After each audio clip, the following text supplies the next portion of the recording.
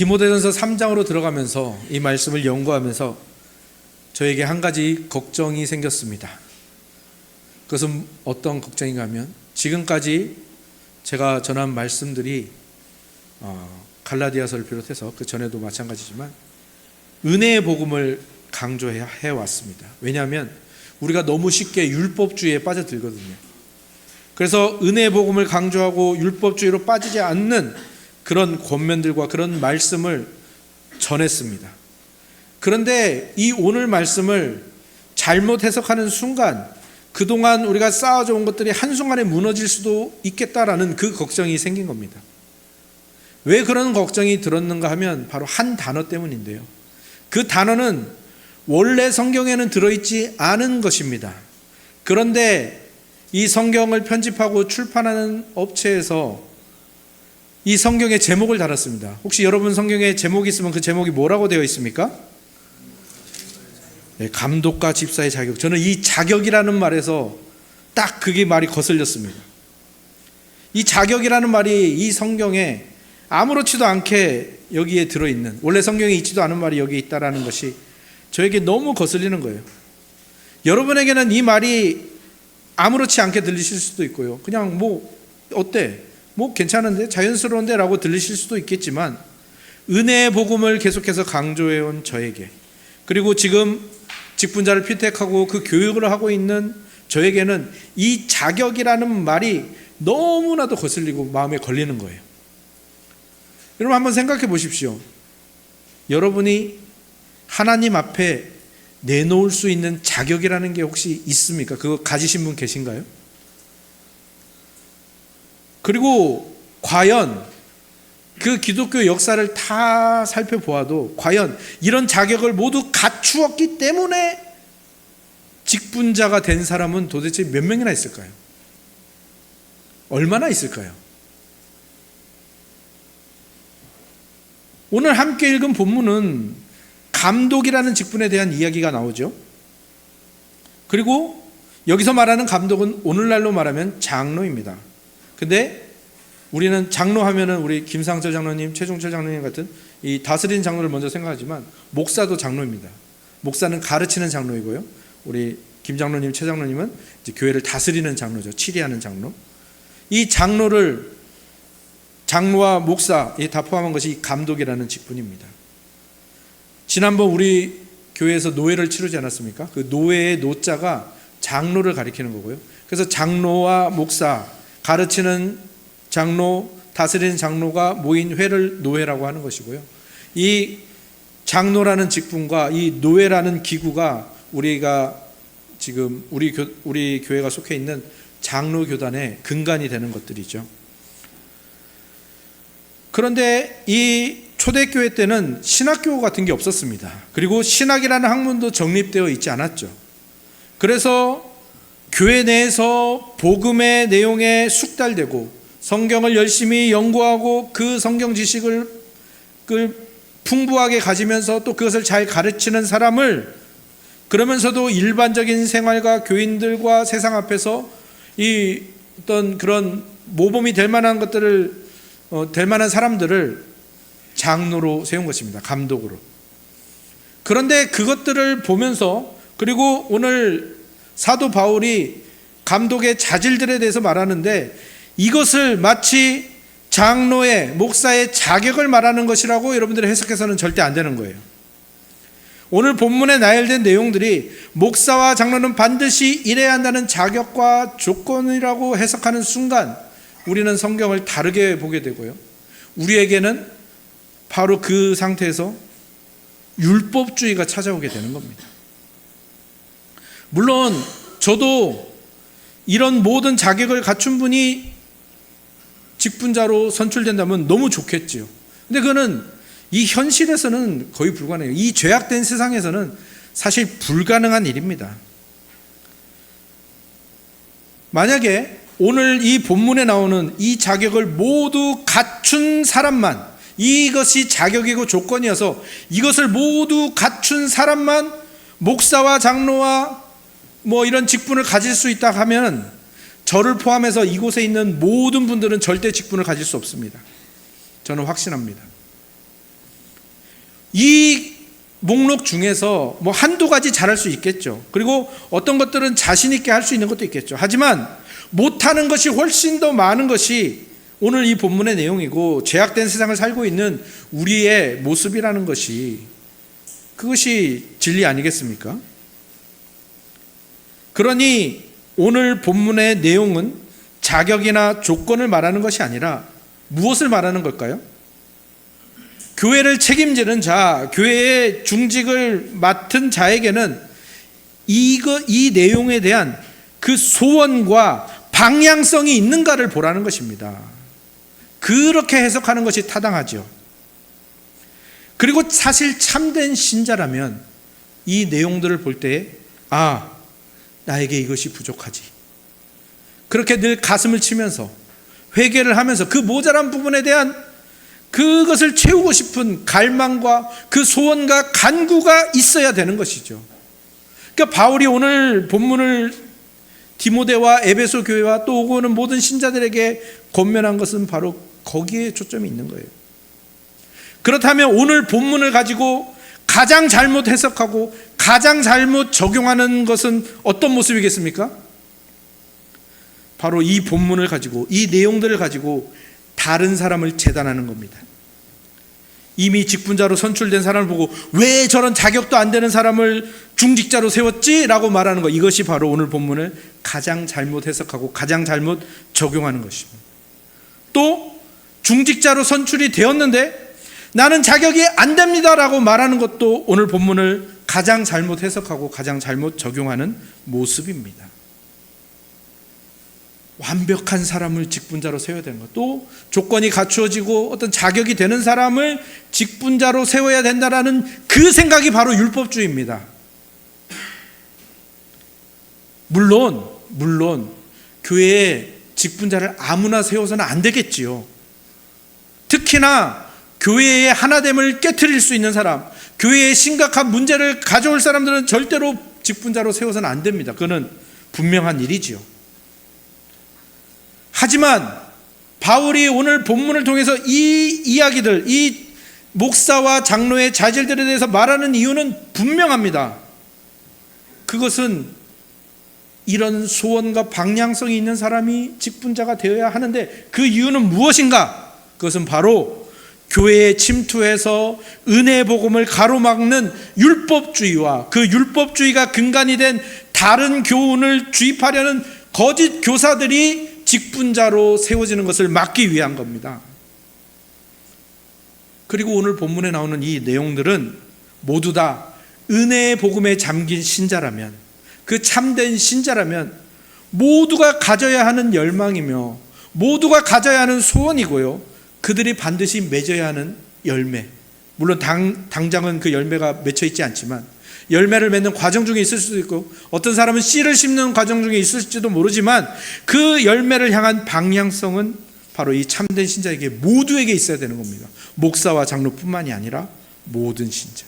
그리고 거기에 대해서 자신의 모자람과 부족함을 슬퍼하고 안타까워하면서도 거기로 가는 길을 멈추지 않는, 이것이 오늘 본문을 바울이 우리에게 권면하는 이유인 것입니다.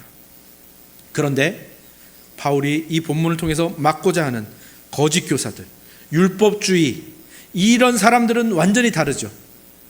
오늘 그런 사람들은 오늘 본문을 어떻게 적용합니까? 이 중에서 자기가 잘하는 거 한두 가지를 딱 내세웁니다. 그리고 자기가 잘 지키는 계명 한두 개를 딱 세워요. 그래서 이걸 가지고 교회 내에서 자기의 입지를 만듭니다. 나는 여기에 대해서는 자랑할 만하지. 나는 여기에 대해서는 마스터지. 난 여기에 대해서는 전문가야. 난 이거는 잘한다고. 그러면서 뭐합니까?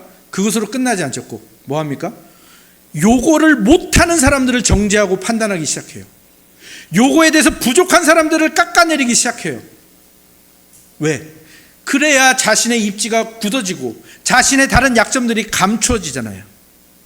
바울은 바로 그런 율법주의에 물든 거짓 신앙을 가진 이들이 교회의 감독, 목사와 장로가 되지 못하게 하려고 오늘의 본문을 여기에 나열한 겁니다.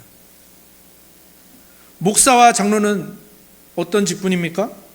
교인들을 가르치고 다스리고 모범을 보이고 책임을 져야 하는 사람들이죠. 그래서 굉장히 중요한 직분입니다. 그죠? 뭐 다른 직분이 중요하지 않다는 게 아니라 이 책임지는, 그러니까 맨 앞장서 있는 직분입니다. 그럼에도 불구하고 목사와 장로에게 오늘 본문에서 말하는 자질들이 처음에는 부족할 수 있다라는 거예요. 그런데 어떤 일이 벌어지느냐? 그 방향성이 있고 그 열망과 갈망이 있는 사람들을 직분자로 세우면 그들에게 그 갈망과 소원과 간구가 여러 가지 그 과정들을 거치면서 복음에 깊이 잠겨가면서 그 부족한 부분들이 그 부족한 부분들을 채워가려는 노력이 있을 수밖에 없는 것이죠. 왜? 복음은 모든 것을 변하게 하니까요. 그리스도를 닮아가고 따르는 대로 인도하거든요. 그런 능력이 오직 복음에만 있기 때문입니다. 그러니까 오늘 본문은 내가 좀 참고 인내하고 애를 쓰면 되겠지, 그런 내용들이 아니라는 거예요.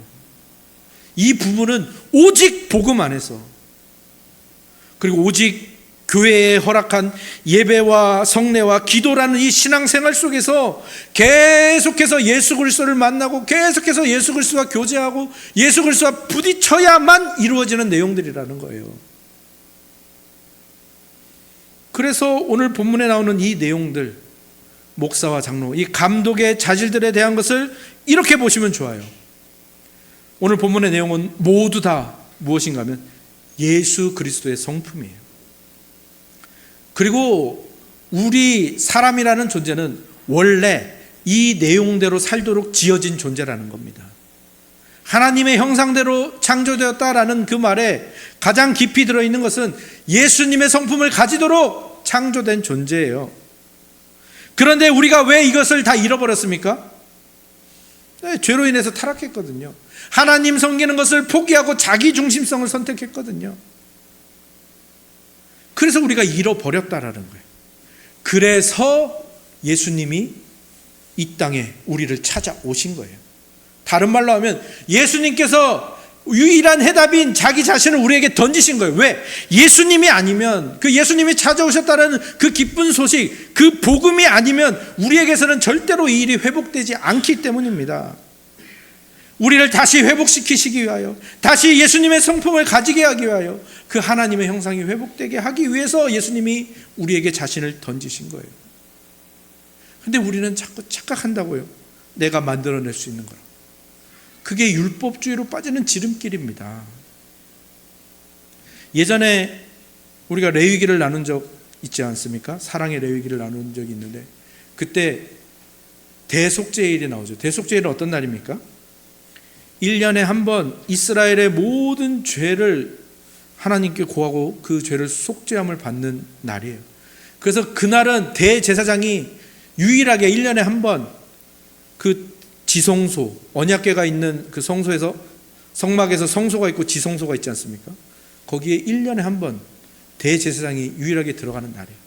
근데 대제사장이 거기에 들어가기 위해서는요, 온갖 정결의식을 다 해야 돼요. 그러니까 막 보기에도 저 사람 너무 화려는 아니고 깨끗하고 하얗고 정결해 보인다라고 하는 그 모습을 딱 갖춘단 말이에요. 씻고 또 물로 씻고 뭐 기름도 바르고 막 옷도 막 새하얀 세마포 옷에다가 아주 정말 그냥 보기만 해도 거룩한 그 모습으로 가는데요. 그렇게 들어가도 대제사장은 지성소에 들어가자마자 죽습니다. 인간이 할 수 있는 모든 것을 다 해도 그 대제사장은 그렇게만 들어가면 죽는다고요. 거기다가 뭘 해야 안 죽습니까? 속죄양의 피를 뿌려야 돼요. 우리는 생각하겠죠. 저 하얀 옷에다가 그 피를 왜 뿌려? 근데 그 피 뿌림이 없이는 구원이 없다고요. 그 피 뿌림이 없이는 은혜가 없습니다. 그 피 뿌림이 없이는 하나님께 나아갈 수가 없다고요. 사람이 만들어낼 수 있는 아무리 그 끝없는 아주 지극한 정결이라도 예수님이 없으면 하나님께 나아갈 수가 없다고요. 사람이 아무리 무언가를 갖춰도 그 예수 그리스도의 피 뿌림이 없이는 하나님께 나아갈 수 없는 겁니다. 속죄함이 없이는. 왜 이야기를 드리냐 하면, 우리 기독교 신앙의 핵심이 오직 예수 그리스도에게만 있습니다. 예수를 만나고 예수님께 붙잡히는 것, 거기에만 있습니다. 우리가 뭔가를 만들어내는 조건이나 자격, 그런 것들은 기독교 신앙에 없는 거예요. 기독교 신앙 안에는 뭐만 있습니까? 내가 그분을 만나고 그분의 핏부림을 받고 그분과 교제하고 그분과 부딪히고 그분께 영향을 받고 그러면서 그분과 점점 닮아가는 것, 이게 기독교 신앙의 전부입니다. 그 외에는 없습니다. 감독의 자질들, 그것도 똑같은 거예요. 예수님을 필요로 하고 그 예수님을 만나고 싶은, 예수님을 닮아가고 싶은 그 방향성, 그 소원, 그 간구, 그것이 예수님을 만나는 것으로 이어지고 예수님과 교제하고 대화하고 가까이 하고, 그것이 있는가? 그것을 통해서 예수 그리스도를 닮아가고 있는가? 그 방향성 뿐이라고요. 거기에 인간이 뭘 해야 되는 것은 아무것도 없습니다. 인간이 갖춰야 되는 것 아무것도 없는 거예요. 사랑하는 성도 여러분, 여러분은 신앙생활을 어떤 의미로 받아들이고 계신가요? 그리고 신앙에 있어서 여러분의 직분은 어떤 의미인가요? 신앙생활은요, 취미생활이 아닙니다. 취미생활은 뭐죠? 내 일상은 여기 따로 있고 그 일상에서 약간의 시간을 비워서 일상이 아닌 다른 일을 하는 게 취미생활이고 여가생활이잖아요. 신앙은 이런 게 아니라고요. 신앙은 뭡니까? 신앙은 내 인생을 다 통틀어서 예수님이 걸어가신 길을 따라가는 겁니다. 그 길에서 예수님을 만나고 예수님을 경험하고 예수님을 알아가고 예수님을 그 만난 흔적이, 그 추억이, 그 경험이 쌓이는 것, 거기에서 변화가 생기는 것이 신앙생활입니다. 그리고 직분은 뭡니까? 그 신앙생활을 내가 어디서 하느냐? 교회를 통해서 한다라는 거예요. 그래서 교회를 통해서 뭐라는 겁니까? 내가 만난 예수님은 이런 모습이고 내가 예수님께 받은 은혜와 추억과 경험은 이런 거야 하면서, 나는 그래서 이 손가락을 맡았지, 나는 그래서 이 눈을 맡았지, 나는 그래서 귀를 맡았지, 이게 직분인 겁니다. 예수님을 만나서 드러난 거예요, 그렇게. 그리고 그게 예수님이 머리 대신 교회로 모아지는 것이 직분이라는 거예요. 그러니까 다 뭡니까? 예수님이에요. 신앙생활에는 예수님밖에 없다고요. 예수님이 이런 분이야 라고 나타나는 게 직분이고. 근데 우리는 착각을 합니다. 내가 신앙에 있어서 무언가를 만들어낼 수 있다고 착각을 하죠. 아니요, 제가 단언하건대 우리가 만들어낼 수 있는 것은 죄밖에 없습니다. 우리가 하나님께 드릴 수 있는 것은 죄밖에 없다고요. 근데 어떻습니까? 여러분에게서 굉장히 쓸모있는 것이 나온 경험들이 있으시죠? 그죠? 여러분에게서 거룩한 말이 나오고, 제가 지금 이 강단에서 여러분에게 하나님 말씀, 예수 그리스도의 복음을 전하고 있잖아요. 이런 것들이 우리에게서 나오잖아요. 여러분도 그렇지 않나요? 여러분에게서 구제도 나오고 환대도 나오고 누군가를 섬기고 누군가를 아름답게 대하고 이런 모습들이 나오잖아요. 여러분에게서 발휘된 적이 있잖아요. 그런데 그 모든 것이 여러분이 만들어낸 게 아니라 모두 다 예수님께로부터 온 것이라는 사실입니다. 예수님의 피가 여러분에게 뿌려졌기 때문에, 그리고 그래서 여러분이 예수님을 만날 수 있었기 때문에, 그 그리스도의 복음이 여러분을 변화시켰기 때문에 여러분에게서 나온 것이지, 결코 여러분이 만들어낸 것이 아닙니다. 여러분이 예수님을 만난 흔적일 뿐이죠. 그래서 오늘 본문에서 말하는 가장 중요한 게 뭡니까? 그렇게 예수 그리스도를 만난 흔적이 있는가, 이겁니다. 자격을 말하는 게 아니에요. 오늘 본문이 말하는 목사와 장로, 그리고 다음 본문에서는 이제 집사에 대해서 나오는데, 그 모든 것들은 내가 예수님을 만난 흔적이 있는가, 그리고 그것을 사모하는 방향성과 그 소원과 간구가 있는가, 이것을 말하는 것입니다. 그리고 이런 모습과 이런 흔적들이 우리에게 있잖아요. 그것은 우리에게 자랑거리가 되는 게 아니라, 또는 남들을 비판할 거리가 되는 게 아니라 예수님을 자랑하게 되고요, 예수님을 다른 사람에게 소개하고 예수님께로 다른 사람을 인도하는 데 사용하게 된다고요. 그게 오늘 본문의 내용입니다.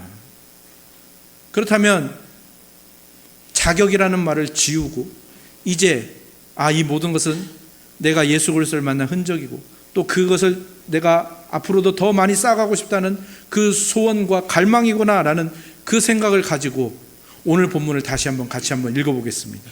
오늘 본문 다시 한번 함께 읽겠습니다. 시작. 미쁘다 이 말이여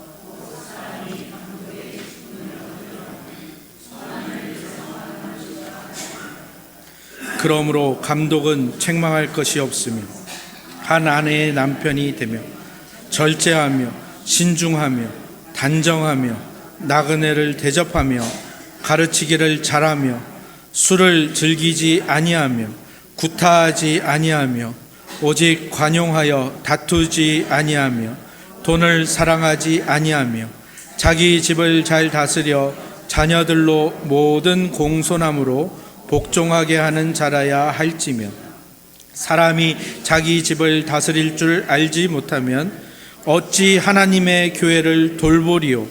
새로 입교한 자도 말지니 교만하여져서 마귀를 정죄하는 정죄에 빠질까 함이요. 또한 외인에게서도 선한 증거를 얻은 자라야 할지니 병과 마귀의 올무에 빠질까 염려하라. 아멘. 이제 이 본문이 여러분에게 어떻게 들리시는지요? 여전히 자격과 조건으로 들리시나요? 여전히 저 목사는 책망할 것도 많은데 절제도 잘 못하는 것 같은데 신중하지도 않고 단정하지도 않은 것 같은데 저 장로는 나그네를 대접하는 걸 잘 못하네. 저 장로는 가르치는 것도 미숙하네. 저 장로는 다투고 화내기까지 하는데 돈에 욕심까지 부리네. 그러니까 저 사람은 잘못 뽑은 사람이야. 저 사람은 나쁜 목사고 저 사람은 장로의 자격이 없어. 이게 율법주의고 이게 거짓 교훈이고 다른 복음인 거예요. 다른 복음은 이단이 아니에요. 우리 안에 들어와 있는 율법주의가 다른 복음인 겁니다. 이제는 이 율법주의에서 벗어나야 하는 겁니다. 그것이 지금까지 은혜의 복음을 강조해온 이유라고요. 그러면 이제 이 본문을 어떻게 읽는 것이 올바른 걸까요? 이렇게 적용하셔야 됩니다. 예전에 오이상 목사가 예전에는 실수도 많고 절제도 잘 못하는 것 같고 단정하지도 않았는데 말이야 이제 좀 달라졌네. 저게 예수님을 만난 흔적이구나. 저게 예수님과 복음의 능력이구나. 또 저 사람 내가 저 사람 볼 때 장로가 되기에는 굉장히 부족해 보였는데 왜 저 사람을 장로로 뽑았지라고 생각을 했는데 장로로 몇 년 봉사하는 걸 보니 이제는 저분이 구제도 잘하시고 환대도 잘하시고 교회 일에 책임을 지려고 하시네. 그리고 다른 사람들을 돌보시네. 저게 복음의 힘이구나.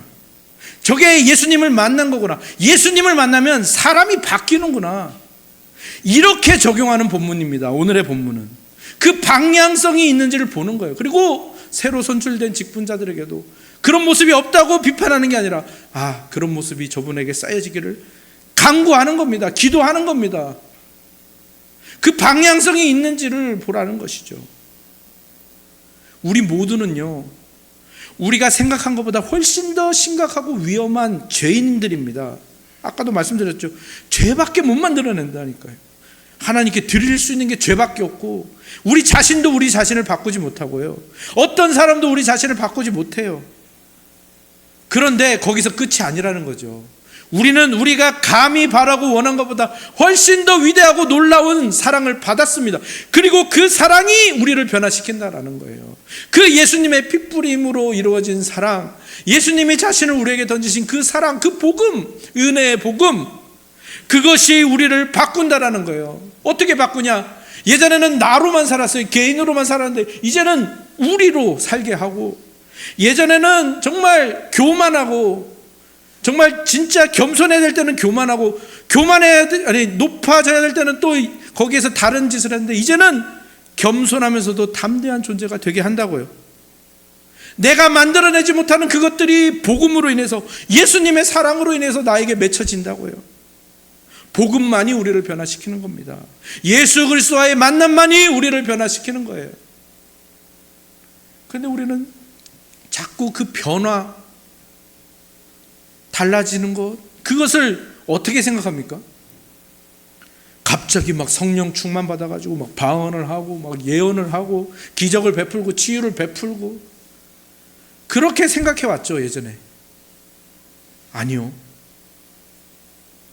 이 변화는요, 굉장히 일상적인 일로 나타나는 겁니다. 이게 우리가 주목해야 할 바예요. 오늘 본문이 말하는 두 번째 내용이 일상적이라는 거예요. 1절을 보십시오. 1절. 사도 바울이 목사와 감독, 이 목사와 장로, 이 감독의 대표적인 자질로 첫 번째로 말하는 게 뭡니까? 선한 일을 사모하는 거예요. 선한 일을 하는 것도 아닙니다. 선한 일을 사모하는 방향성이고요. 굉장히 일상적인 겁니다. 너무나도 소박하고 일상적인 표현 아닙니까? 그 뒤에 나오는 표현들도 책망할 것이 없고 한 아내의 남편이 되는 것, 너무 당연하면서도 너무 일상적인 이야기를 하고 있죠. 절제하며 신중하며 단정하며 굉장히 사람 냄새 나는 표현들 아닙니까? 나그네를 대접하며 가르치기를 잘하며 사람 냄새 날 뿐만 아니라 또 사람을 좋아해요. 그래서 다른 사람을 대접하고 다른 사람을 가르치고 무언가를 주는 걸 좋아하는 모습들, 굉장히 일상적인 이야기들이에요. 돈도 일상적이죠. 물론 돈을 사랑하지 말아야 된다라는 그 말 앞에서 우리는 한없이 작아질 수밖에 없겠죠. 저도 그렇습니다. 또 자기 집을 잘 다스려 자녀들로 모든 공손함으로 복종하게 해야 된다는 이 항목에서도 작아질 수밖에 없어요. 일상적인 이야기지만 작아질 수밖에 없어요. 부끄럽죠. 제 아들은 굉장히 엄하게 대하고 막 폭력도 쓰고 그런 적이 있는데 또 딸들은 또 너무 엄하지 않게만 키우고 있는 것 같기도 하고, 그래서 그들에게 내가 신앙의 그리고 삶의 모범이 되는가 돌아보면 굉장히 부끄럽죠. 그런데 모든 것을 종합해 보면 다 뭡니까? 하나님이 우리를 창조하셔서 살게 하신 그 일상, 그거를 회복하는 거예요. 오늘 본문의 내용이 그 방향성이 어디로 맞춰져 있냐면 그 일상을 회복하는 겁니다. 에덴에서의 일상, 창조된 때의 그 일상, 하나님의 형상으로 살아가는 일상, 예수 그리스도의 성품으로 살아가는 일상, 그것은 굉장히 일상적이고 소박하고 사소하고 사람답게 사람 냄새 나고 사람을 좋아하고 사람을 사랑하는 모습으로 나타난다라는 거예요. 그러니까 오늘 이 말씀이 또 하나의 함정이 있죠. 아, 저 말씀은 장로와 목사에게만 해당하는 말씀이구나. 그러니까 목사님 힘내십시오, 장로님 힘내세요, 그렇게 되기를 바랍니다. 그렇게 하지 말라는 거예요. 오늘 본문에 말하는 이 방향성은 우리 모든 신자에게 해당하는 거예요. 우리 모두는 그리스도의 장성한 분량에 이르기를 애써야 하는 사람이고, 예수님의 성품을 담고 그것을 열매 맺기 위해서 정말 하나님께 간구와 또 예배와 또 그 기도로 나아가야 되는 것이죠. 목사와 장로에게만 그 일을 맡기라는, 그것 또한 마귀가 주는 함정입니다. 물론 목사와 장로는 최전선에 서 있습니다. 그 일의 책임을 지고요, 다른 지체들을 위해서 먼저 그 길로 가는 사람들이 맞습니다. 그런데 그것으로 끝나는 게 아니라 그 길을 따라 다른 성도들이 올 수 있도록 인도하고 돕는 그 역할을 하는 것이고, 결국 모든 성도가 이 길로, 이 방향성으로 가야 하는 거예요.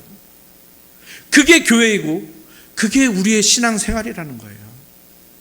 다른 거 없습니다. 예수님이 가신 길을 가는데 목사와 장로가 앞서서 가고, 또 목사와 장로가 모든 성도들을 이끌어서 그 길로 가면서 뭐 하는 겁니까? 예수님을 만나는 거예요.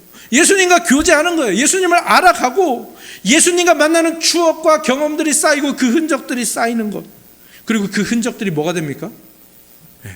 내 성품이 되고요, 내 신앙 인격이 되는 거예요. 다른 사람에게 예수 그리스도를 소개하는 통로가 되는 겁니다. 세상 사람들이 가치를 쳐주는 이런 것들이 아니라 오직 예수님만이 가치를 쳐주는 그 일에 집중하는 게 신앙이라고요. 우리 모두는 다 죄인이잖아요. 그리고 우리 모두는 다 연약한 질그릇이죠. 그런데 세상은 말합니다. 그래, 너는 죄인이고 그래, 너 연약한 질그릇이라고? 넌 쓸모없어. 이게 세상의 가치관이에요. 가치를 거기에 두지 않는 거죠. 근데 어떻습니까? 예수님은 그 죄인을 사랑하신다고요. 그에게 피를 뿌리고 그에게 자신을 던지는 사랑을 해주신다고요. 그리고 그 연약한 질그릇에 예수 그리스도라는 보배를 담아 주신다고요. 그럼 우리 인생이 어떻게 바뀝니까? 사방으로 우겨쌈을 당하여도 쌓이지 않는, 답답한 일을 당하여도 낙심하지 않는, 핍박을 받아도 버림받지 않는, 거꾸로 뜨림을 당하여도 망하지 않는 인생이 된다라는 겁니다. 그게 오늘 본문이 우리에게 전하는 바이고 우리를 이끌어가고자 하는 방향성인 겁니다. 우리 직분자들이, 우리 교회 전체가 함께 나아가야 할 방향성이라. 우리는 그 길로 오늘도 뚜벅뚜벅 걷고 있는 거예요. 그런데 중요한 거 한 가지, 마지막으로 여러분에게 말씀드릴 한 가지는, 이 길이 우리가 생각하는 것만큼 쉽지 않고 우리가 생각하는 것만큼 빨리 이루어지지 않는다는 겁니다.